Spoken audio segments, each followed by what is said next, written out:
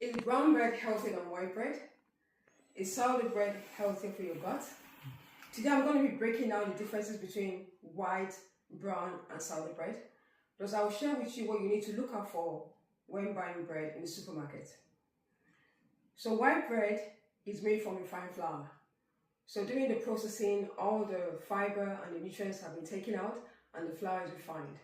So white bread will really spike your blood sugar. And white bread has no fiber in it, so it's not really gut health friendly. And white bread normally has a lot of heavily processed ingredients, and it also has a lot of added sugars in it.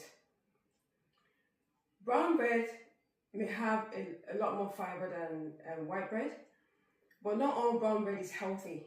You know, at times some of the bread just have a brown coloring. So when it comes to brown bread, it's important for you to look out for whether it's wholemeal or whole grain.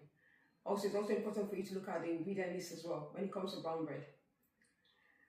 And then sourdough bread is made through fermentation. So it's made through a fermentation process and it's full of fiber. So because it's made through a fermentation process, it tends to be easier for people to digest it. So it's a lot easier for your gut to digest. And it has a minimal impact on your blood sugar compared to white bread and brown bread. But when it comes to sourdough bread, it's important for you to look at the ingredient list.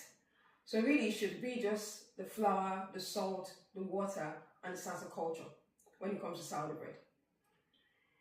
So what you need to look out for when you're buying bread from the supermarket, don't focus on the front of the bread, go to the back, go to the label, the ingredient list. If it has a huge list of ingredients and some of the ingredients that you can't even pronounce and you can't find them in your kitchen, that bread is heavily processed. It is ultra processed. And if it has any added sugar, if it has any coloring, emulsifiers, it's heavily processed. Even if the list is shorter, if it has added colors, if it has emulsifiers, it is heavily processed.